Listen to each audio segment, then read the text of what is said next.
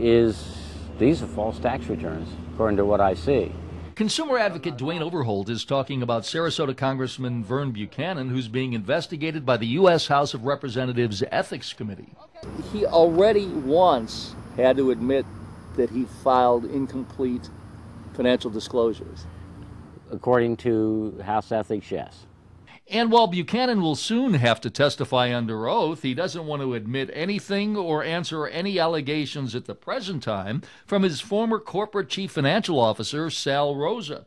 Rosa's testified that Buchanan engaged in fraud as well as an evasion of U.S. income tax and a conspiracy to evade taxes. You're not going to address any of these charges.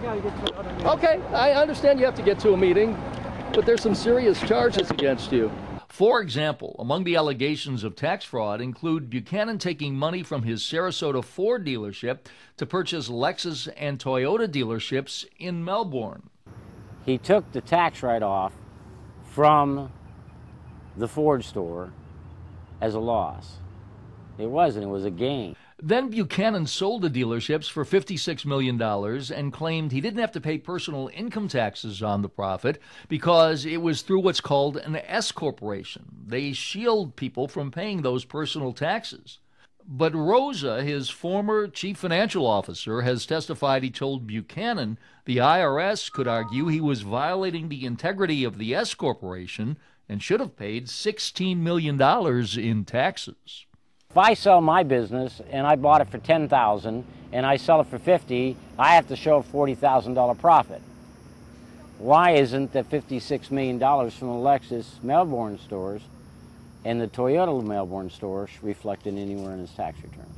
If the truth comes out, there's nothing that Mr. Buchanan can do to avoid the obvious facts that compel his culpability in all of the matters that we've alleged.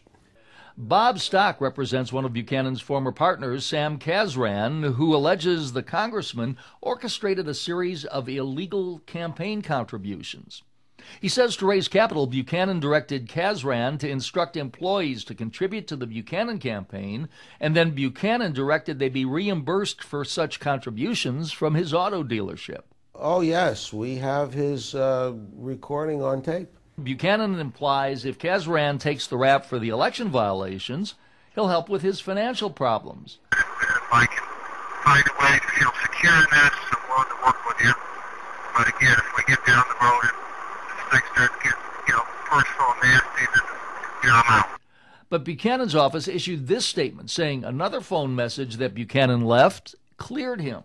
You got more liability than you know if you start telling people that you reimburse people, because technically you have that liability. All I told you, and I've always made it clear, is that you can't reimburse people. While the Sarasota congressman says that message was evidence used by the Federal Elections Commission to clear him of campaign violations, the FEC found there's evidence that Buchanan did ask for funds, and it raises legitimate questions as to Buchanan's credibility. And while Buchanan continues to run for re-election to Congress with his campaign headquarters here at Buchanan Enterprises in downtown Sarasota, attorney Robert Stock says he's convinced that Buchanan will eventually be thrown out of Congress, arrested, or both. I can't imagine that the floodgates of public opinion and the floodgates of justice will not overwhelm Mr. Buchanan. But for now, Buchanan has the blessing of the Republican Party and a $1.7 million campaign war chest. Mike Deason, 10 News.